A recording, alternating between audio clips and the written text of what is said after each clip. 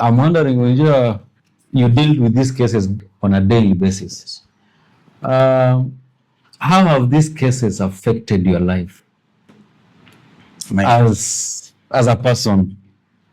How do you view, because kila siku ukienda kazini cases of gender based violence, umesikia mtoto amedifailiwa. Even before we started this show, we talked of, they have called you in another school, there's a case of sexual harassment and all those things. So how has it affected your life? Is it before you started and right now? Has anything changed? The way you view life and the way it affects you? I think I will say it has not been easy. Okay? And it's not everyone's cups of tea. The trauma that we undergo when handling these cases, despite of having what we call debriefing, it's not easy, but with the time, inaweza kucope ukiendelea na hizo debriefing. Okay? But remember, us who are handling these cases are parents. We have girls in the house, we have boys in the house. So when you get a case of maybe 3 years old defilement and your daughter is 3 years old, okay, you start imagining of your daughter. It reminds you of your daughter. You get worried. Hata waweza chukua simu upige, ni aje? You start being even protective out of nowhere. Wapi mtoto? Pengine anaenda shule, amefika. See? So there are those trauma that comes in and you realize sasa utakuwa na fear. But at the same time it also equips you to be able to empower your children. Okay? You'll be able to talk to them one-on-one on those vices in a good way. If you cannot be able to pass such information, still there is a way you can go about, seek help. Kuna zile shule ambazo zimeweka ule utaratibu ambapo utaweza kuelezea ule mtoto, but sio rahisi. So even I remember a certain service provider saying, even as normal, having a normal relationship becomes challenging because there's a thin line there. You have seen a lot, even kukatia hata demo, unakuwa so careful because you are a service provider. You are fighting against something that wewe ukipatikana watasema, for example, watasema the gender based violence expert alipatikana na kesi ya gender, so it becomes a double tragedy for you. It is because pia utapata katika utakuwa ndio waenda kwa njia ambayo inafaa, lakini pengine pia unaweza pigwa setup, unajua. Yes. Huyu ambaye anawatetea sasa, they want to finish you politically. Yes. But sasa you just need to watch, but the most important thing is just doing what is right. You should not complicate things. Na you have to understand that kama amesema hapana ni hapana. Okay? You should not force issues. And nimeweza kuona some clips online ambapo unapata jamaa anaenda na anamsalimia msichana, anamwambia mso anso nataka hivi, msichana anamwambia no. Yule jamaa anatoka hata hataki kuuliza kuangalia either ilikuwa ni mzaa ama vipi. Waondoka ukiondoka. I saw a certain lady, right? I think on TikTok, she was saying, I don't know what has happened to men nowadays. Ukiwaambia tu no, hata hawa insist. I love that rule. It should be a rule. Hata hawa insist because they are expecting you insist, you do and then, but nowadays they are not insisting. So it becomes, is it on the right direction, or how do you separate that thin line? To me, I think it's the right direction because, a man and losing his freedom lies in a very thin line. Okay, so you rather not lose your freedom than insisting on things that you can avoid. Okay, mwanaume leo ako huru, kesho ako ndani.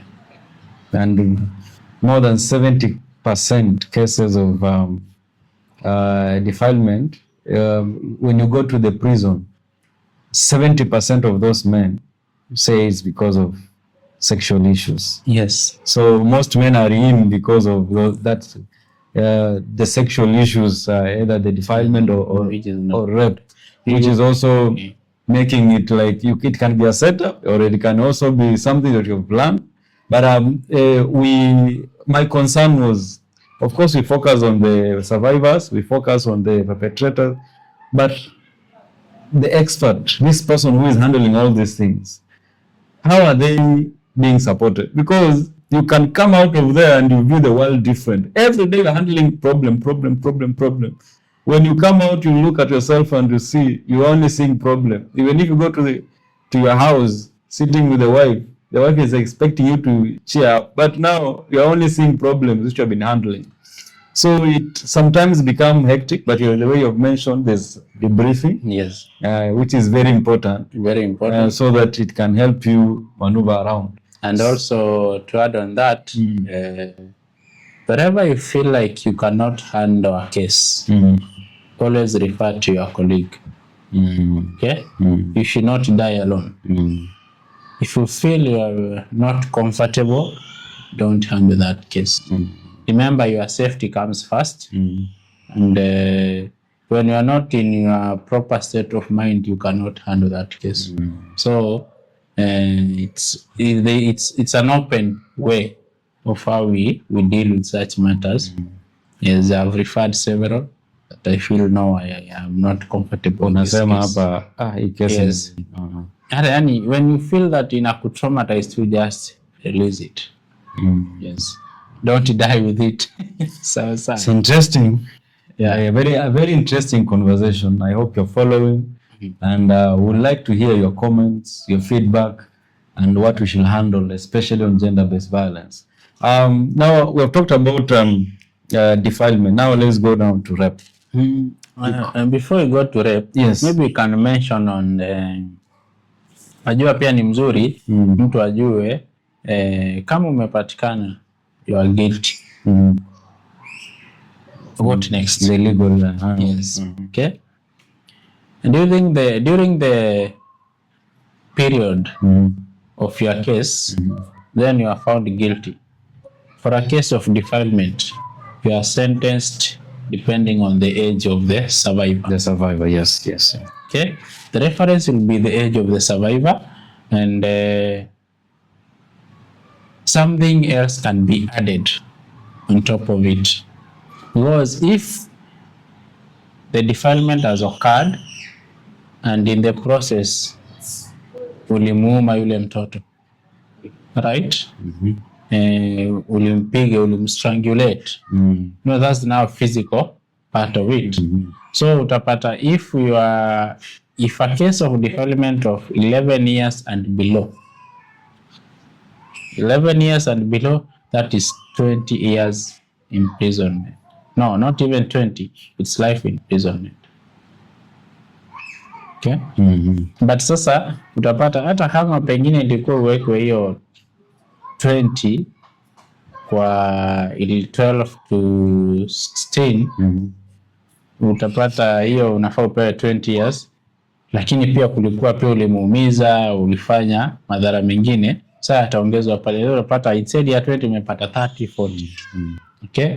Unapata 16 to 18, 15 unakula. Okay? So utashangaa mbona huyu akapewa 20 akapewa life imprisonment. So either way hakuna yenye ni nzuri. Sawa. So things are bad. Let men protect these children. Let men give information to these children. Let us not take advantage of these children. And if you feel like huyu mtoto hana cha kukula na umeona anahitaji katika ile hali ya uchumi ambao tuko, you can help, give food in a good way, but don't do any harm. And in this case of someone has been given maybe 20 years in prison, is there a bond like you can give and be free, or in such cases there's no bond in terms of defilement? If someone has defiled, Defilement has got no fine that will pay and walk out. Rape has got no fine that will pay and you walk out. Because I was imagining someone, you have a lot of money, you've paid fine and you've come out again. Once you are found guilty, you are sentenced. For those, even for those with bond or cash bail, once you are found guilty, it is withdrawn, then you are sentenced. But ile pesa ulitoa itakuwa sasa the case has been ended.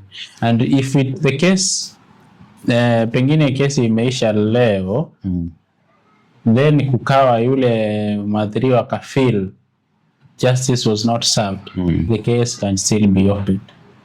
Okay? And most of the time haikuangi ni huyu mwenye amekustaki tuseme maybe you use the initial KL versus JK.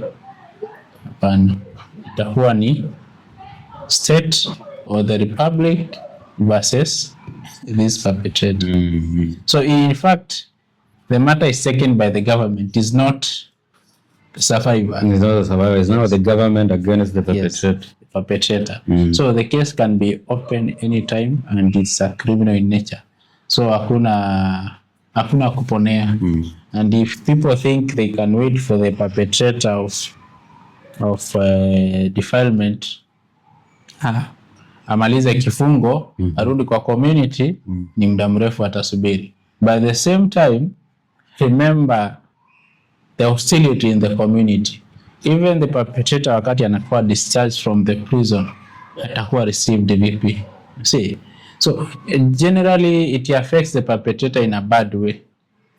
Si atasherekea ametoka jela na kuja kuingia kwa community, anaweza kuwa anasubiriwa. So what is the best way? Avoid. So yeah, I can wonder the action of only less than 5 minutes. Yes, exactly. Makes you get into jail, life imprisonment, and something that you could have avoided. Yes. It's just horrific. Now, let's go now to issues of rape, because now defilement was now at the underage. Rape now is above 18 years, an adult. Now, my question is, why is it that it's very hard to know the consent? Tell us about it, because this is having sex with someone without their consent. So, and in most cases, of course, the perpetrators are men in most cases. The issue of consent comes in, where how do you explain, or how do you know? For example, you can start, someone has accepted, but before you start, for example, he says no or she says no. So explain to us so that people understand the whole concept of consent. How does it work, and how can someone be able to effectively use this consent to ensure the partner or the person that they want to have something with, they're also in agreement? As per the Sexual Offense Act, we need to look at what is consent. Okay. And there are those parameters that you look into. That's when you say this is consent. For it to qualify to be consent. Okay? Number two, what you need to understand, consent can be withdrawn at any time. Right? Isiwe kwamba mlikuwa umeelewana kisha akasema hapana, ukasema alishasema. Sawa. And the consent, the characteristic or the component of a consent ni kuwa the consent must not be forcefully. So, it must not be threatening. You are threatened to give consent. Or you are coerced. It should not be coerced. Okay, so all those things needs to come in. But if there was coercion, there was threatening, it was forceful, that is not consent. It does not qualify to be consent. And how will you know, for example, you have talked, can stop at any time? Yes. My funny question is, at that any time, you are in the action and you hear the word stop, and maybe you might get it in a different way. So, and that can also mean that can she use that against you? Or a very good example, the question that I always like to ask, the woman that you're with now, the first time when ukimkatia, when you wanted to have her, you asked her, did she accept the first time? The date? Yes. Ukimkatia first time, alikubali? Of course, alikataa. But you insisted? I never insisted. Yes. What happened? Sasa myself, I'm a person who don't insist. So alikataa alafu yeye mwenyewe ndio akakuja? No, alipokataa, you just give it next time trial. Oh, next time again you insist. Yes, you try next time. You don't insist. Next time you try, kama ni date, you can ask her. Or you don't insist, you persist. Yeah, you can do persisting, okay? So utakuja, if you can ask her for a date and then at least give a hint on why you are going for this date. You're going to discuss blah blah. Okay? Atakubali. So you can go there and discuss about yourself. No. So whatever date you're having, whatever you are discussing is about yourself, then you can speak out your intention. Okay? Speaking out your intention, how difficult is it? Is it difficult? It becomes difficult if when you are cheeky and you are hauna nia njema, ndio utashindwa ku come out kumweleza what you want. Okay? Na katika ile harakati mnapozungumza ataweza kusema haiwezekani. Okay? Kama inawezekana atasema inawezekana. Sawa. Akisema haiwezekani haimaanishi you have to push her to the wall. Okay? Next time Miko, maybe umemwacha pale amesema haiwezekani, ameenda amefikiria mwenyewe ama akakwambia nipe muda nifikirie. And most of the time if you look at those days, they could tell us let me go think overnight. Okay? Saa hizi huwezi tuambie. But those days tuambie let's go and think overnight. Tumeenda. You see, but now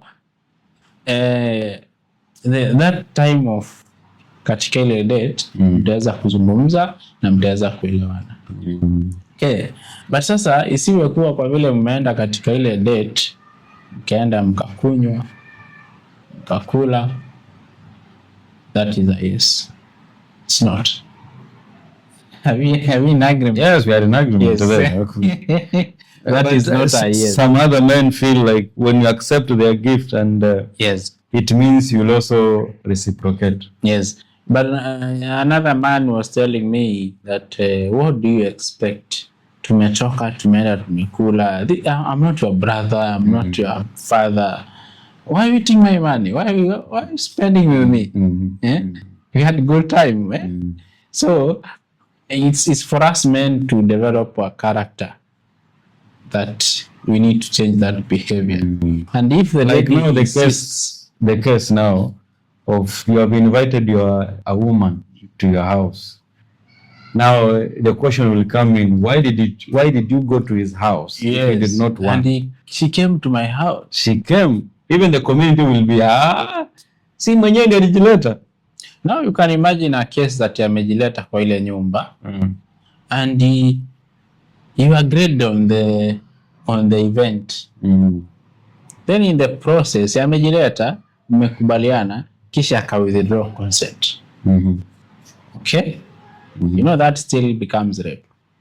It's upon the survivor to prove that it was rape and the withdrawal of the consent. Okay, so yeye kuja I just like a husband and a wife. A wife can withdraw consent. Kama utasema alitoka kwao akakuja. I wanted to go there now in terms of consent. We have talked about rape, we have also talked about defilement, and I love what you mentioned that men should be in forefront in empowering their women.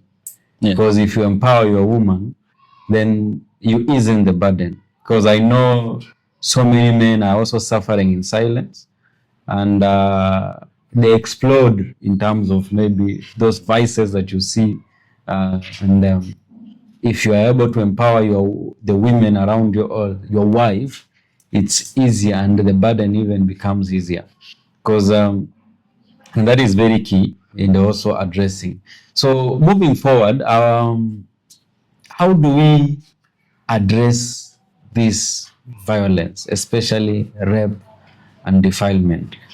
In your own opinion, what should be done? Because you have been in this field, you have experience. If you are in that position to say now, let's stop all these things, of course you are in that position. So where will we start if you want to address rape and defilement issue within our community? I think addressing the cause is very vital. You see the way men love football. In most of the groups, when they're in their clubs, they are partying, they talk about football. Yes. But if we start talking about this thing, rape, defilement, in our men's groups, okay, so that we can champion this agenda and we can empower our fellow men about the consequences. Okay, so ikuwe ni part of a conversation that can itasambaa. Okay, so isiwe tu ni game. Hiyo tu ule msemo mlikuwa mna discuss game, kesho unasikia jamaa kiliumana, napelekwa shimo. Okay, so wherever you are tuna discuss about game, let us bring this topic in. Huwa nasema it's not my responsibility alone to talk about GBV. It's everyone's business. Okay? Naambia kama for the wamama wanaenda chama kanisani, you can spare some minutes and talk about it. Okay? I happened to have a gatherings 2 years back, PCA, Men Affairs. You know, I was given only 30 minutes. But then wakasema no, 30 minutes is not enough. Let us have the whole day. Okay? And those men up to date, they call and niliona mtoto wa jirani, ni kama kuna vile inasemekana, naambia that's nice. So what do? I link up na mzee wa mtaa. Then the case is escalated. Now these are men taking over this thing. But now, sisi tukisema we want the government to come in, and maybe we can talk of the main media. If they can have an ad on gender-based violence, isikuwe tu ni biashara na wanaofaa kuconsume whatever they are advertising ndio wanadhulumiwa, even they are losing the market. So let us be proactive on all sides, na tutaweza empower all of us, and we'll have a safe environment for our children and our girls and our boys. So men, let us take this thing, because we are the perpetrator. Then tutaweza save the whole community. That is true. Yes. That's true. And because I've seen so many programs focusing on women, and they're not also bringing men on board. Yes. And men are the perpetrators. So if they are also, sometimes we assume men being aggressive that they are empowered, because we assume men are already empowered, which is not the case. Which is not the case. Yes. So when you focus on, of course, the women being empowered, that is okay. But we should also put some effort to ensure these men, we should not confuse aggression with empowerment. With empowerment, exactly. Because when you start saying, these men are empowered, we are not even, because there's a program I did where we were supporting young women with businesses. But when they go home and they meet with their husband feel like, why are they not being involved? Are they empowering these women to step out of marriage? Because now this woman is empowered and she has left the man out of the equation. So it becomes a challenge if we are not stepping up and ensuring where are the men? Because the men are the perpetrators. How do we support these men to have a conducive and a safe environment for women to live in, for everyone to be in a safe environment? Then these are the men who are also supposed to step up and be supported. So I think that is a very, very important thing. And for everyone who is watching us, the way the GBV man called Jerome has said, everyone has a role to play. Yes, the GBV man, everyone has a role to play. And you can play your role by ensuring that these cases stop. Of course, the numbers you have mentioned are the only ones which are reported. But there are so many cases which have not been reported. And we keep quiet as a community, yet we are suffering. You know, we can be dressing well, looking well, but inside our homes, are our homes safe? Are our work spaces safe? Are our community safe? And it takes us to make the places that we are in to be safe. Thank you so much. Until next time, goodbye. Goodbye. Thank you so much.